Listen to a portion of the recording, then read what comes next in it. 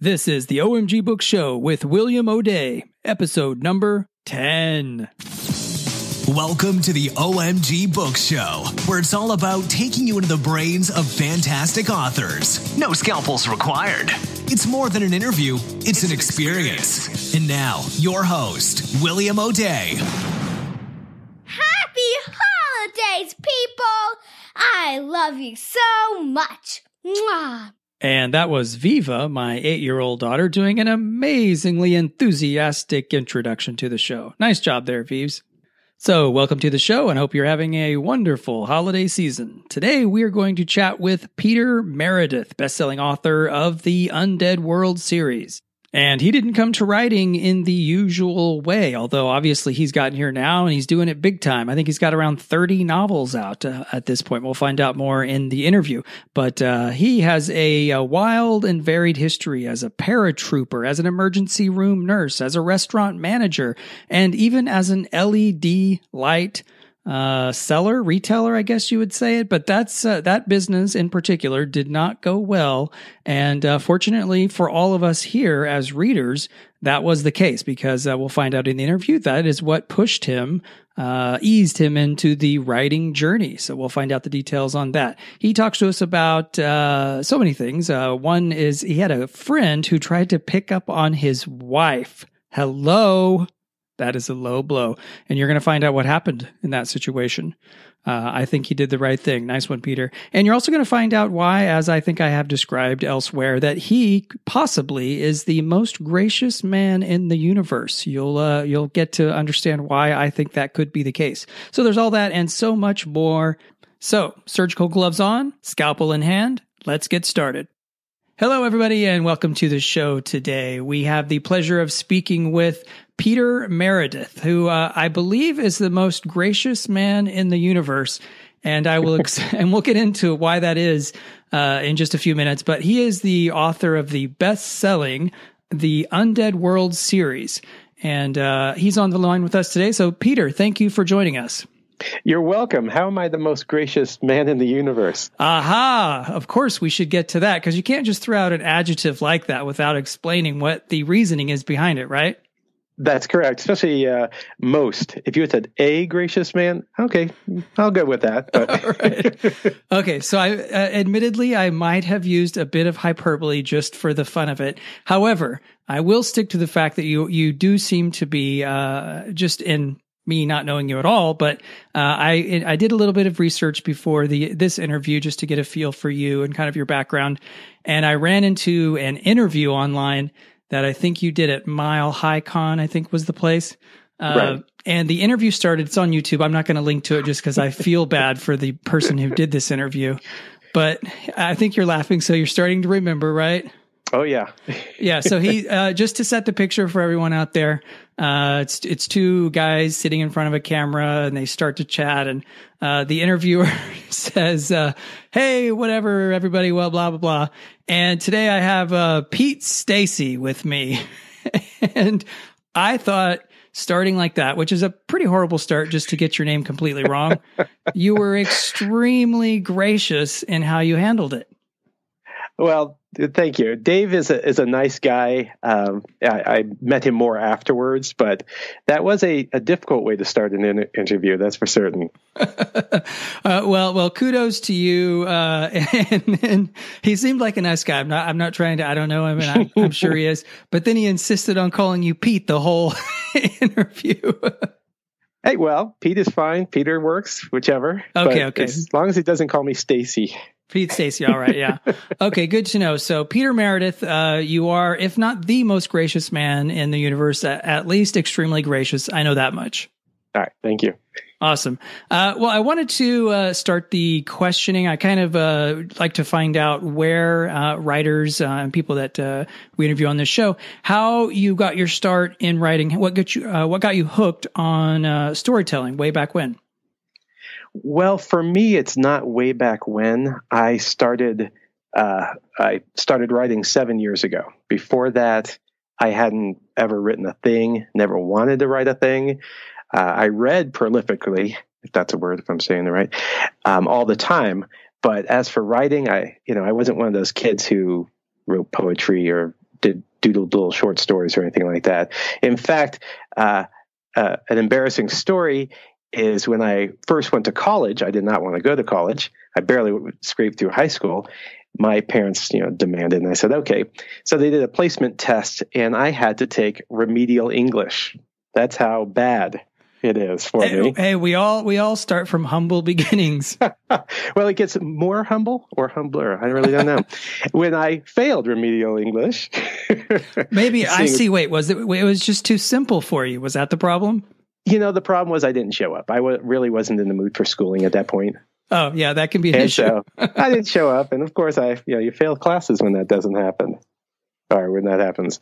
So I actually started writing 7 years ago when I was 43. My wife and I owned a lighting company. We wholesaled lights. And the downturn in the economy killed our business. And we used to work 11, 12 hours a day. And we went from that to drinking wine on our front yard at 3 p.m. because we just didn't have anything to do. And I had to wear. Hold on, wait. That sounds like an idyllic life, except I'm assuming the bank account edged closer and closer to zero. That's correct. And actually, we were deep, deep, deep in the hole since we had an entire warehouse full of lights and no one buying them because no one was these were LED lights, and no one was going to fork out the money for sustainable lights at that point in time. Right, because I guess this was back when they were still relatively expensive. Yes, yep. And so in order to sell all those lights, we opened an online store. And in order to get people to go to an online store that's fresh, you need a lot of fresh content. And my wife is like, she turns to me, I can't do it, you do it. And so I started writing articles about LED lights. Well, after 5 articles, I've written everything possible about LED lights. And I mean, really, the articles were terrible, in my opinion. The writing was okay, but I'm writing about LED light specifications, and it's just terrible. Yeah, so you're aiming at a very, very niche audience there, right? Yes. So out of the blue, it was just around Halloween of 2010, I think it was, when I decided to write a ghost story, and I stuck the word LED lights in it haphazardly.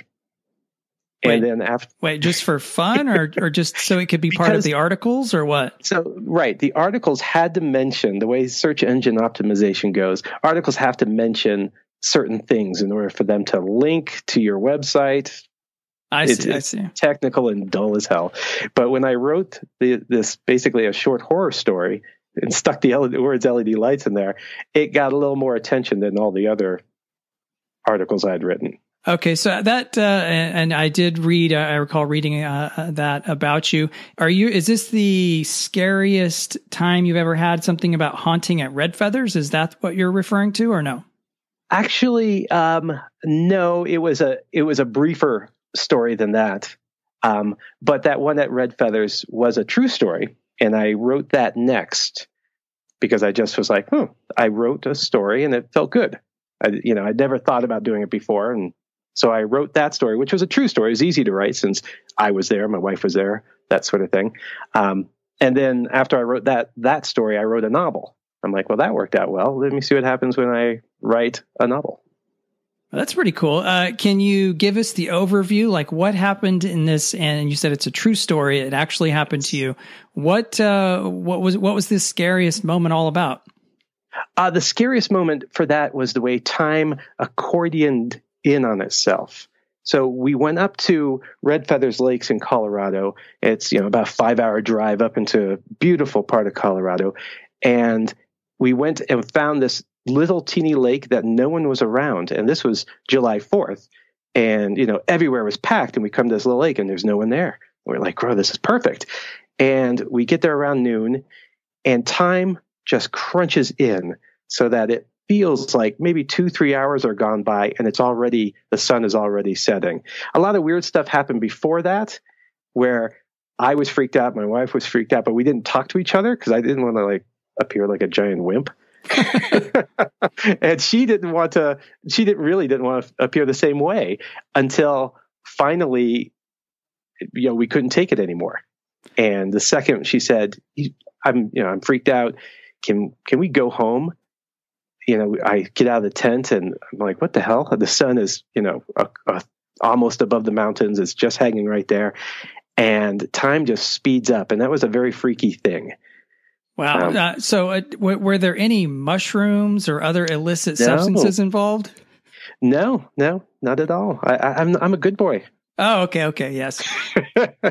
Well, that sounds crazy. And so nobody wanted to edge anybody else closer to total panic until you were just like, all right, let's just get out of here. Yep. And there was a rainstorm occurred, in one of these Colorado storms where, it's sprinkling for a second and boom, it's a deluge. And I'm out in the rain digging a trench around our tent. And it just feels like there's something or someone watching me. And every time I turn around, all you see is that gray rain, and I'm freaking out. And my wife's inside, and she tells me later she's in there, and the dog's with her. The dog's freaking out too. It kept shivering even before the rain. It would just sit there in a little circle. For one, it never left. Normally we go camping, we go see a dog. The dog will be gone for an hour, snuffling around everywhere. Dog never left our side the entire time we were there. And this is not like a Chihuahua that's like normally shivering all the time anyway, right? Right. No, it was a Cocker Spaniel, so it wasn't the toughest dog in the world, but she wasn't a fraidy cat. You can say that about a dog. Yeah, I think so. Interesting. Well, so you wrote about those two topics, which got you started. Right. And then what was your first kind of big work of fiction where your mind just kind of got to go crazy? It was my first novel was called and I learned how to title novels right after I wrote this. It was called The Horror of the Shade. It's just hard to say, and everyone's thinking it's Scary Lampshade. I don't really know. But anyways, that was my first, the next thing I wrote, and my wife didn't know I was doing it. So here I'm playing hooky from air quotes work, and I wrote that novel in about 3 months. And it was centered. Another haunting had happened to me when I was a kid. That was 2 seconds of seeing a ghost with my brothers. But I built that into a demon possession, into basically an invasion of hell and an explanation of hell, of what hell is and its purpose. Okay. And did that story mention LED lights anywhere? Not a single one. Sweet. You'd moved on by then. Good. Pretty much the second I wrote that the haunting at Red Feather story, I was done with the LED lights, even though, I still should have done something about them. It was too late at that point. So what, just to close out that story, whatever happened to this ginormous inventory of LED lights? Well, all my competitors, most of whom were also friends of mine, still are, we declared bankruptcy, and we thought we'd have to get rid of all this stuff because you figure, I thought I knew the bankruptcy laws. So I offered them up for sales, pennies on the dollar, that kind of stuff. And they swooped in and they took them all. And then when I was going through the bankruptcy court, they said, list all your assets. And so I did, and we still had some lights left. And the judge didn't even blink. He was like, okay, you can keep all that. I'm like, wait, what? So I just lost. I don't even want to say how much money I just lost. And if I had known, I would have let him decide what to do with them. All right. So word to the wise people out there, if you go through the unfortunate circumstance of bankruptcy, don't liquidate everything right out of the gate. Is that the lesson there? Yeah. Call me. Wait, is this the Better Call Saul / Peter Meredith moment? Sure. Sounds good. So he's a project. Yeah. He's a writer and attorney gun for hire. That's right.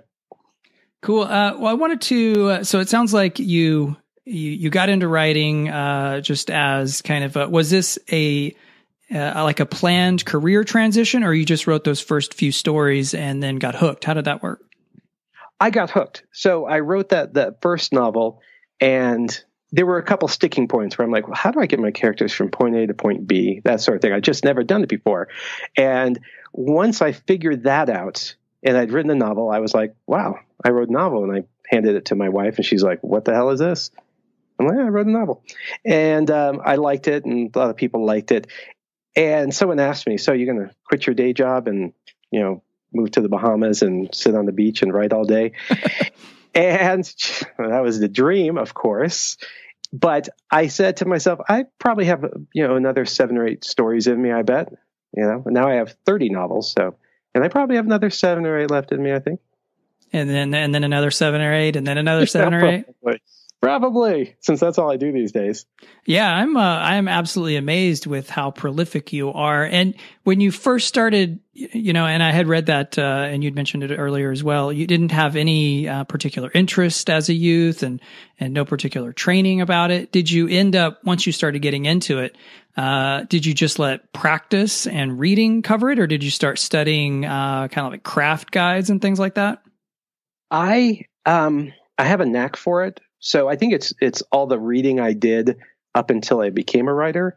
Right. Once I became a writer, I almost never read because I'm always writing.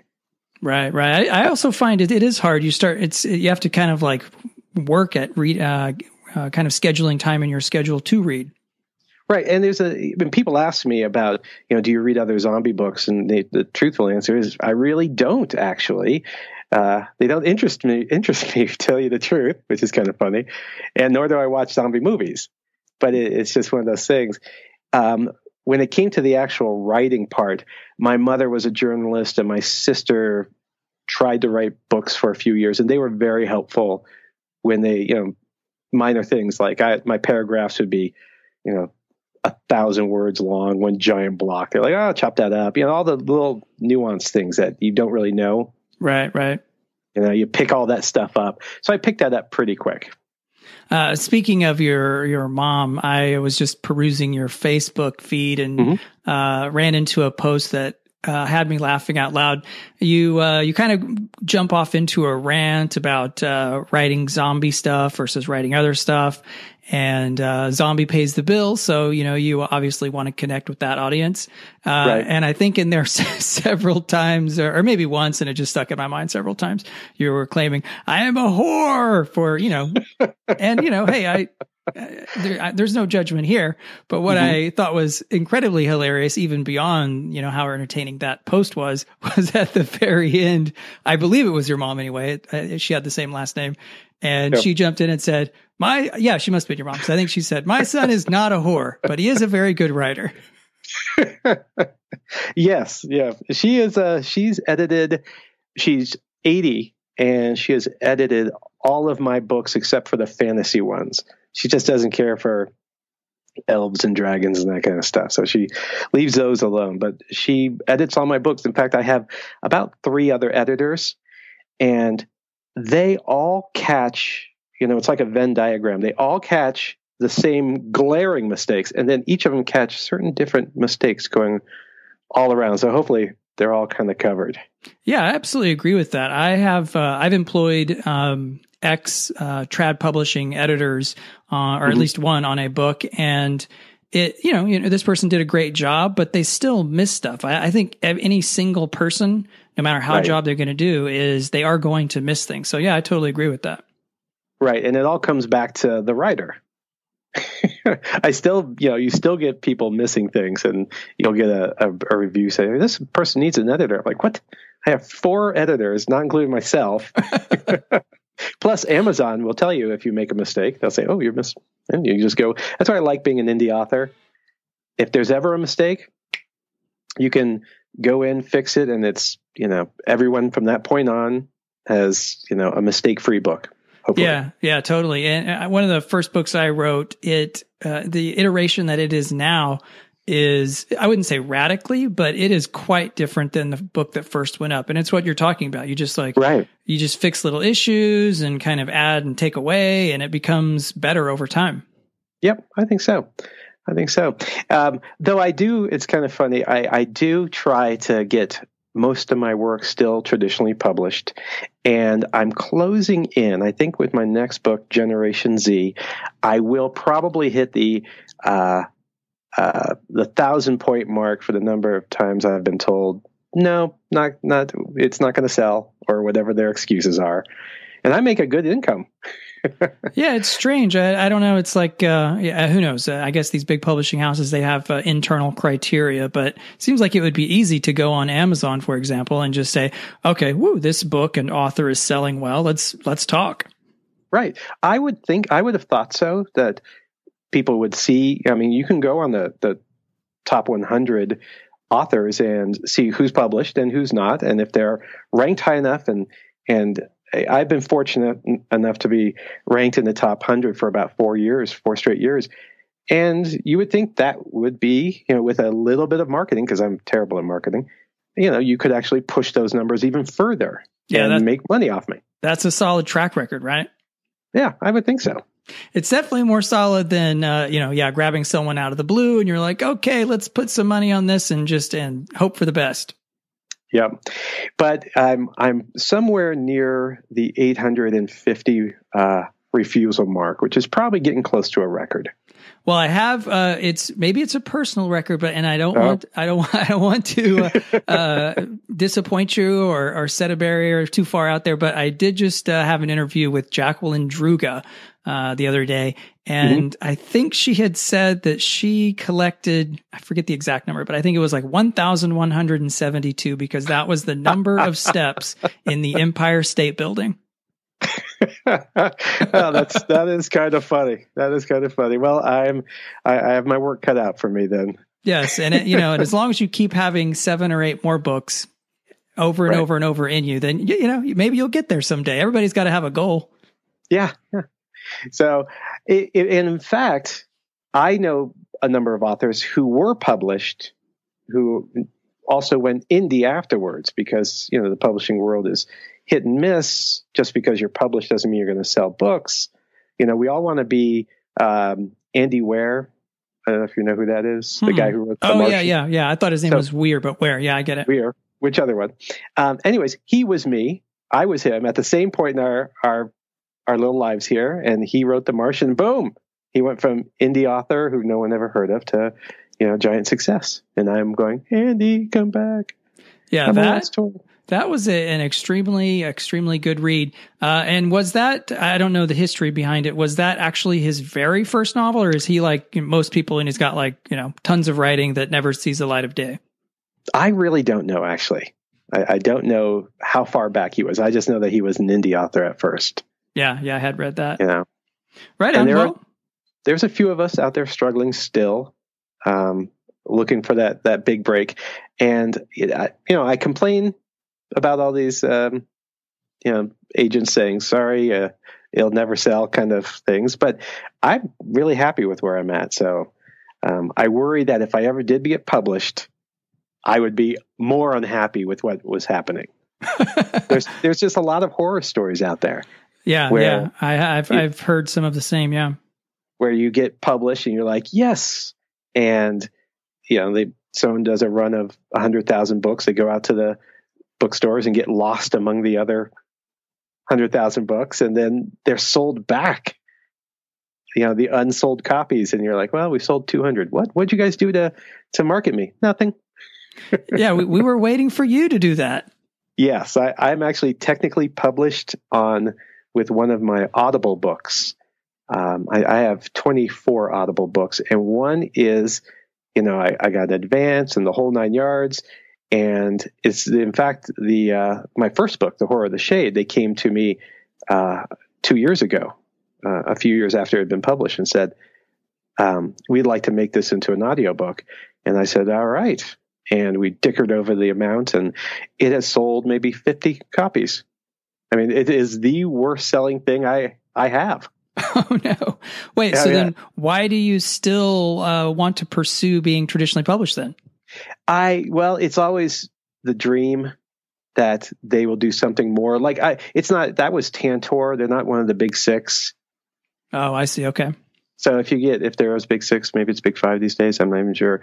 The publishing world is shrinking and the indie publishing world is exploding. So, but still to be published by one of the big 5, there's, even though it may not go anywhere, it has a better chance of going somewhere. Yeah. And it's especially with someone as prolific as you are, it's not going to be a huge burden or kind of slice out of your catalog if you were to get one book or one series published traditionally. And there's a lot of authors like this that become hybrid, where you have a good portion in indie side and then others with traditionally published. Right. So yeah, I write 5 books a year, full length, and I feel I can give the publishing houses 2 or 3 a year and keep the rest for me. Yeah, that sounds totally cool. Well, I wanted to, you're down the road a ways, I guess about 7 years now.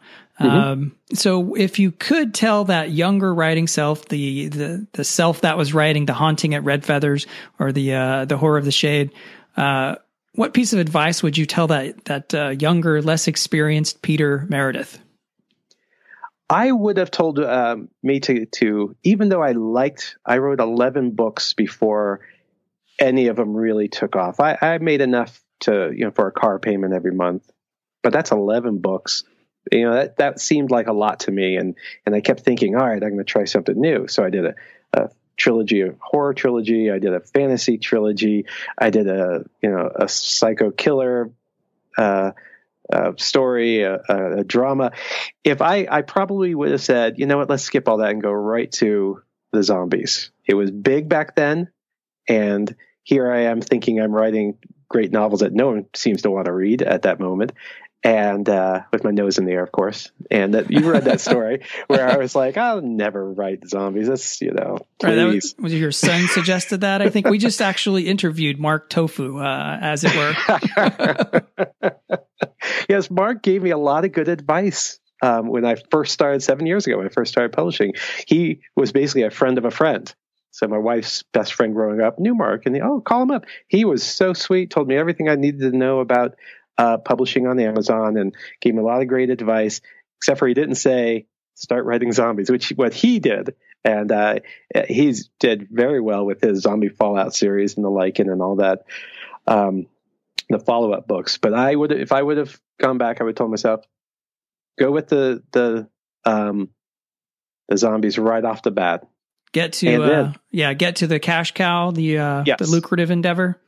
Then, and if you want to, you could have, fit in whatever books I wanted to write during that time. Well, it sounds like you had and I think I recall reading this similar kind of thing with Hugh Howey.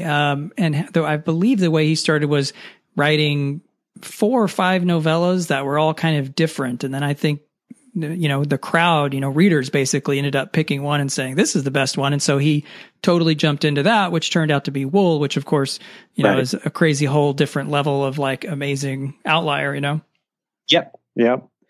Yeah. He's also one of my heroes. Yeah. Mine too. Totally, sci-fi. It's, it's a different genre, of course, or subgenre maybe, but great books all the same. Right. Right. And tell you the truth, even though I say I shouldn't have written those other stories, I can always build any story into a zombie story almost. That's the same kind of characters. Totally. That's something I had noticed in a lot of the readers that talk about your books, is that the zombie apocalyptic aspect to it, while is the driving force kind of behind the scenes, it actually turns out to be more character driven, the struggles of the people trying to survive that. Right. Like I tell people, I actually write zombies books for people who don't like zombie books. Like my 80-year-old mother, she's like, zombies? I don't think so. But it's so character driven. It's more survival. And it's more interpersonal relationship. Yes, there's explosions and machine gun fire and death and all that good stuff. But I try to weave in as much, basically I take an unreal situation and try to apply as much reality to it. Right. Yeah. That's the sense that I got as well, is that, being this apocalyptic scenario, like things get dark and real and gritty. Would you, characterize your books that way? I would. Yep. There are very few good guys in my books, and you have a lot of neutral people their only goal basically is to survive. They're not necessarily bad, but they're really not all that good either. That's probably, I guess, where the vast majority of humanity would fall into in a situation like that, right? I think so. Where you would, sure, you would do some good things, given the opportunity and the situation, you would do good things, but given the wrong opportunity and the wrong situation, you do bad things. Right. First one across the bridge, I'm going to be that first person. Sorry, Grandma. Boink. Bring your mother along so she could still be the editor. That's right. Well, speaking of characters, and one character that I mean, I'm not going to surprise you with this, but fans just love to the ends of the earth, to the ends of the apocalypse. Jilly Bean, tell me about Jilly Bean. Jilly Bean shows up in book 2 of the 10-book series, The Undead World, and she is a fan favorite. She starts off as she's completely alone. She's been alone for a year. And so I wanted to explore how could a child alone survive? There would be only certain circumstances in which they would. For one, they would be crazy. You know, we watched Tom Hanks in Castaway. He was by himself for 2 years or something, and he went crazy and started talking to Wilson. So Jilly Bean has stuffed animals, and she started talking to them, and they talk back. And it becomes a survival mechanism where she basically has a fractured mind, where she's schizophrenic, you could say. So she carries around a zebra, and the zebra helps her survive. And it's not like the zebra is smarter than her. The zebra is just more cautious than her. So zebra, when it comes to good guys and bad guys, the zebra is very, very, very neutral, and sometimes actually kind of evil, because all the zebra cares about, that part of her mind, is keeping Jilly Bean alive. Yeah, so she needs that zebra then, especially in circumstances like the books. Yes, she does. And the other characteristic a child would need to have is she is basically a genius. She doesn't know it. You know, she was a kid when all this started. She was just I think a second grader at the time. You know, so no one knew she was that smart. But it kind of feeds on itself. Her intellect, going from book 2 to, I don't know if she lives through book 10, but going through those 9 books, her intellect just builds and builds and builds, because she realizes this is another way to survive. Right. So where everyone else sees black and white, she sees so much nuance. Yeah, and it seems like obviously she's not training her intellect at Harvard or Oxford or whatever, but she is training her intellect in a world that has very direct and powerful consequences if you get the wrong answer. Yes, exactly. But to counter all that off, and she does, with her fractured mind, it's not just the sweet little zebra. The more she's, I don't want to say rescued, she is pulled out of her little home where she's been basically dying slowly because she's run out of food. But she's pulled out of it by one of the characters. And as she goes along with these characters, a lot of stress is put on her, because she sees things different than the adults. The adults, their first mindset is run. But she sees a lot more than just that. And the adults really start to look at her sometimes for answers. Mm-hmm. And the more they do this, the more pressure, the more stress. So she's suffering terribly from post-traumatic stress disorder throughout 9 straight books. Wow. And it only gets worse. The more she is asked to do something, the crazier she gets. And the more likely she turns evil. She is not, part of her personality is so intent on survival that she's willing to kill her friends, her family, anyone to survive. And so but on the other hand, she's the most sweetest, innocent creature ever. So people love her, and they want to take her home and just, make her better. But there's no making her better ever. The poor little girl. So does she, it sounds like this zebra is kind of at least one anchor connecting her to the surrounding world. In any of these book 2 through book 10, does she ever misplace the zebra? Does that ever break away or no? Actually, she does. At the end of book 5, there's a bounty hunter after the entire group, actually. Manages to get the zebra and realizes that the zebra has a bit of a hold on the girl. Mm-hmm. And he takes the zebra, and she ends up killing him, and he tosses it in the river when, as one of his last dying moves, I guess you could say. He's at that point, he doesn't care. He's not going to, when you're shot in an apocalypse, there's no coming back. Right. There's no doctors. Anyway, so she does lose the zebra at a certain point. Oh no. And the zebra's gone forever? No, the zebra, she makes a special trip by herself to search for that zebra. And that is actually a novella I wrote between books 7 and 8. Oh, that sounds awesome. Book 7 was supposed to be the end of the series. I figured, all right, we've all, they've gone through all the harrowing things a group can go through. And we lost main characters here, main characters there, and we got to wrap it up here. And I really liked the way it ended. But I got 1 trillion emails and people begging for Jilly Bean to come back. And so I said, all right, we'll put her in the novella and she'll go look for Ipes. Ipes is a zebra. And it was a fun little story called Jilly Bean and the Witch. I just sort of got hooked on it again. I brought her back for 3 more books. Yeah, that sounds fun. Have you written any, so you have the main books in the series and this one kind of standalone connected novella. Have you written other stories outside of those books that are connected to this world? I'm actually about 85% done. My next book is going to be called Generation Z.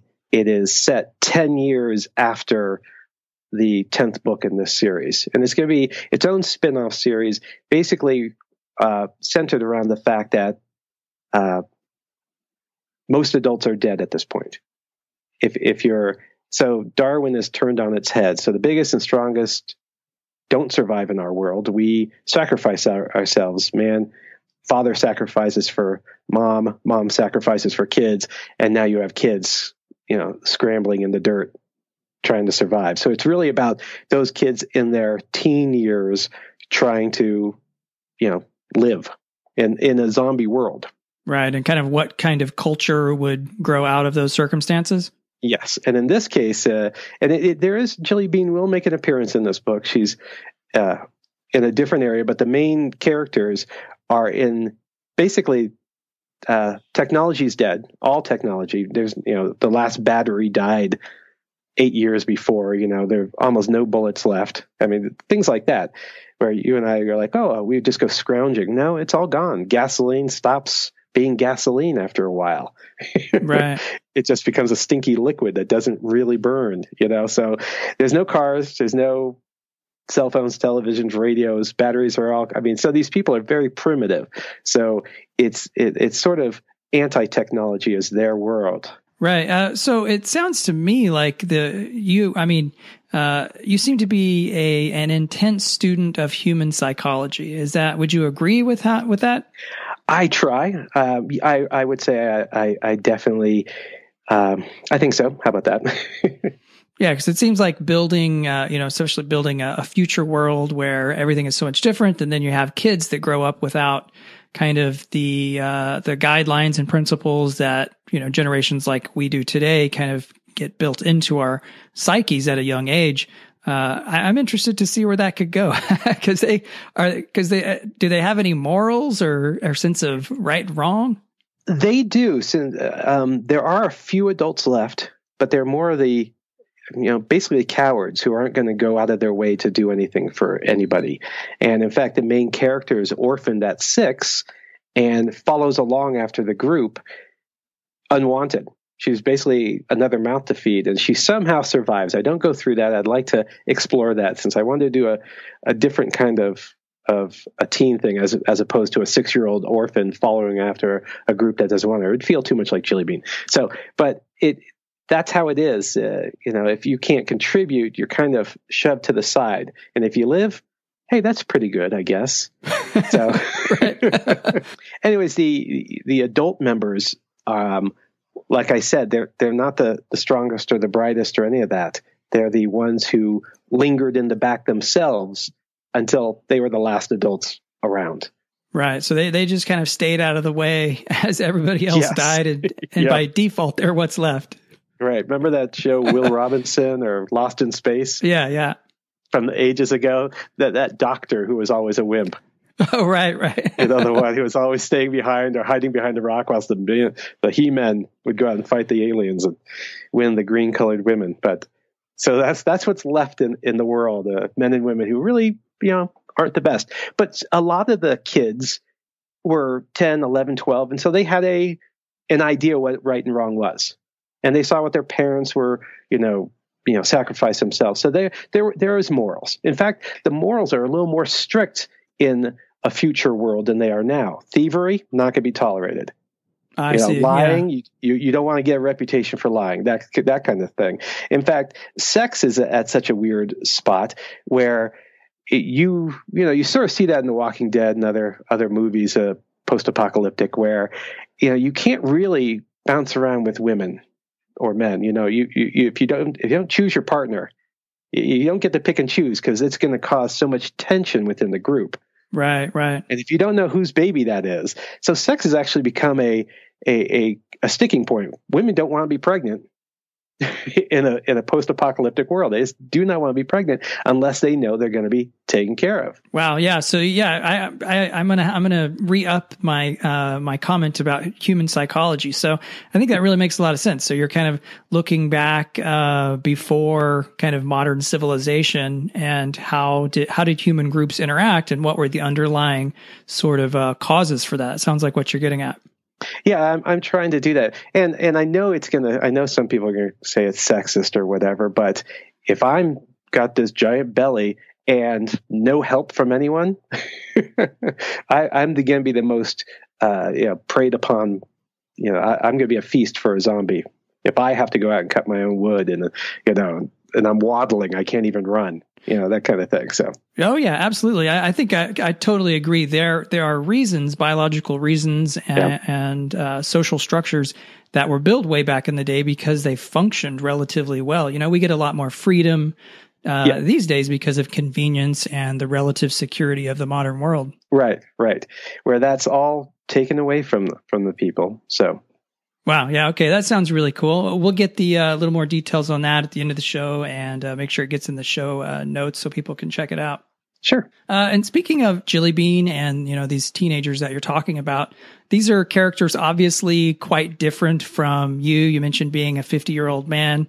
How do you approach writing characters that are so different from you? Once again, it's a life of experience goes into it. I know I've met so many 18, 19-year-olds who say, "Oh, I'd really love to write. You're helping me to get into it." I'm like, "That's great, but you're so young. What do you know?"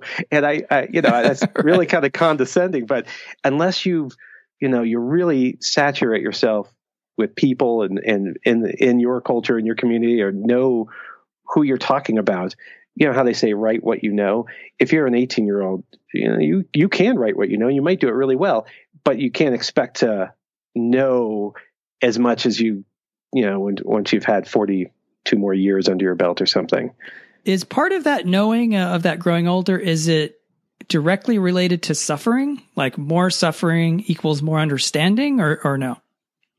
That is a good question. I can't say as I've suffered a lot in my life. I've had my ups and downs, but nothing like what I put my characters through. Yeah, that puts it into perspective, right? I abused the crap out of them.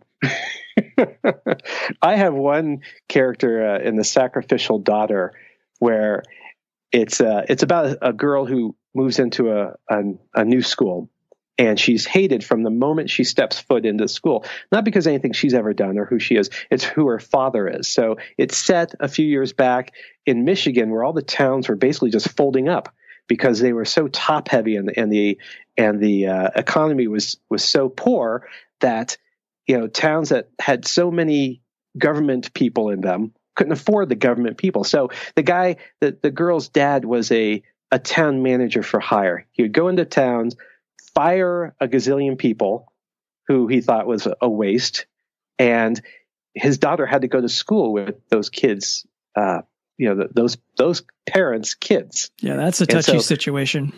It really is. So she is heaped with abuse. And my wife's reading this book, and at the 80% mark, she chucks the book at the wall and curses me out because of what I've been doing to this poor girl. And she's like, "I'm done. I'm not going to read it. I'm done." And then 5 minutes later, she picks it back up again. Son of a gun. Well played. I like to abuse my character. Poor Jilly Bean is a terribly abused character. At one point, because she just sort of steps into the group in a weird situation, in a situation where everyone else has a lot going on, and there's a baby that's kidnapped, and everyone's focused on that. And here Jilly Bean is kind of tagging along. And at one point, they try to trade her for the baby. So you got to see, what does that do to a little girl? Yeah, seriously. Parents dead, and her quote unquote adoptive family wants to trade her. All right. So I'm starting to understand your psychological profile. And what is it about you that makes people want to suffer? Suffer through all that? Yeah. It makes for a good story, I guess, right? I think so. I like a story. My favorite kind of stories are, it starts off fast and it just gets faster. And I don't want you to put down the book. So whenever I'm at a point myself when I'm writing and they get to the town and there's got to be a lot of yakety yak, I start to go, God, I don't like this. This sucks. This book feels terrible. I can't wait to get past that. So I always try to move the story along at breakneck speed. So I think that's what a lot of people like. They like the fact that, even though they've come to an end of a chapter, they're going to go to the next page, even if it is midnight or 1 a.m. And that's my goal, is to get you to stay up all night reading my books. Yeah, that's a great goal. And as a reader, when you get hooked like that, that's just the absolute best, Right. Well, I wanted to ask, like I said, I had done a bit of reading about you, and I saw that, or read actually, that you were a big fan of Lord of the Rings and I believe Star Wars as well. Is that right? Yes. Yeah, Star Wars, Indiana Jones, loved that good stuff. But reading-wise, I never read any Star Wars books. Oh, no, I haven't either. But actually, I think I have read a few. But the movies, they're the mainstay there. Yeah. Well, the first 3 or the middle 3 or whatever the number is, the one's way back.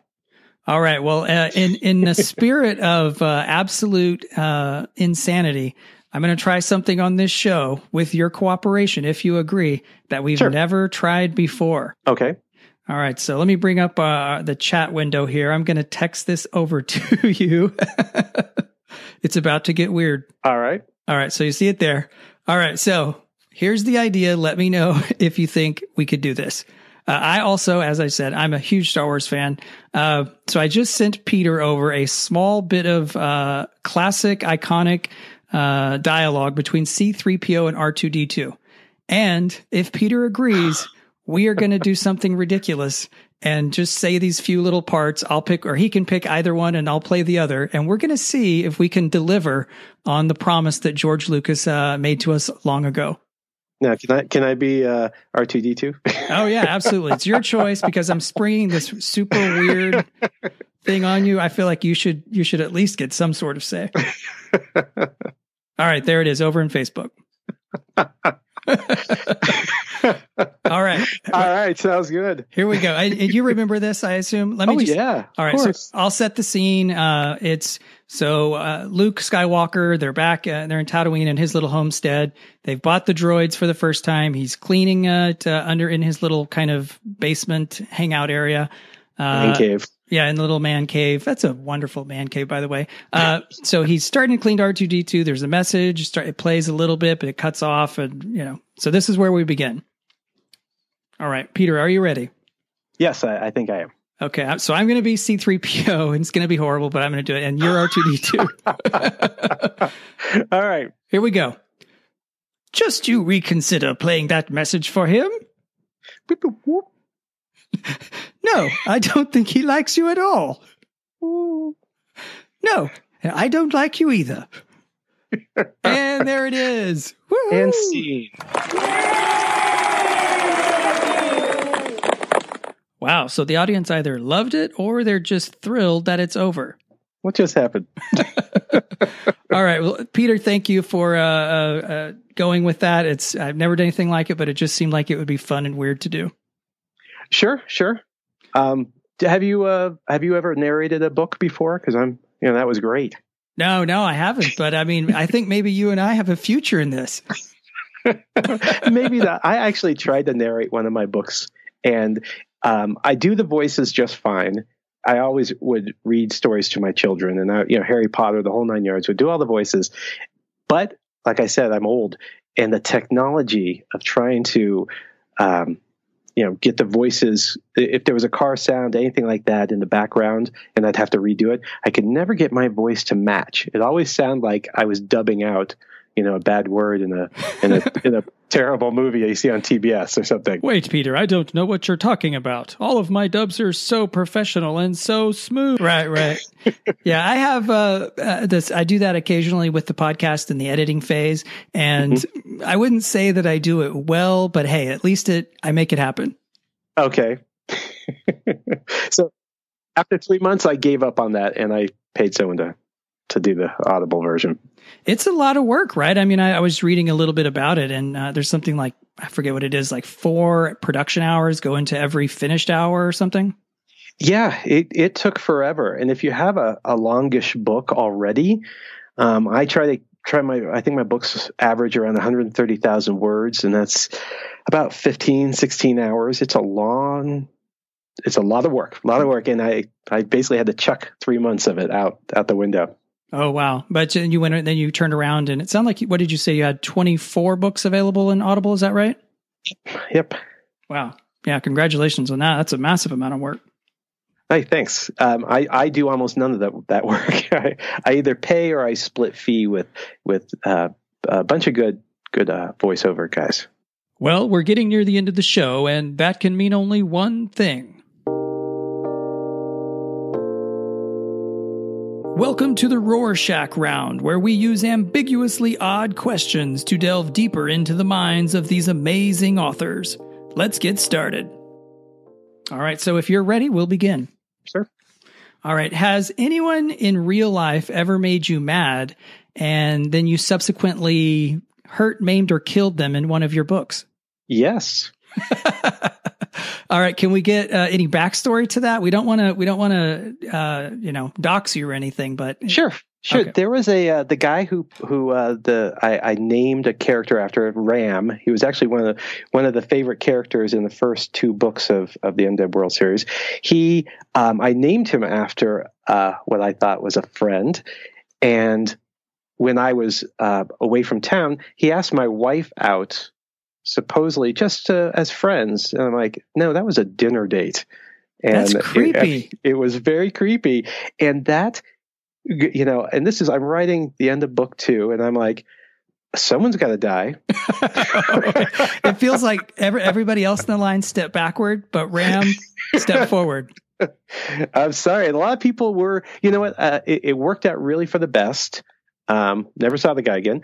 But it worked out because I don't want to kill main characters off for no reason. It has to be a reason, but you have to be afraid for the characters. They can't always be hanging from a cliff and get rescued. Right. They have to die every once in a while to make you think, holy crap, they might just die this time. That sort of thing. All right, next question. Well, and I'm surprised this guy pulled such a shenanigans on you. 1, because that's just a low thing to do. But 2, I've seen pictures of you and just reading your biography. I think it's ex-paratrooper. You're a pretty beefy guy. Did this guy want to get his butt kicked or what? No, but my wife, if you saw pictures of her, you would say, wow, it may be worth it. Okay. All right. That makes sense now. Okay. So moving on. Next question.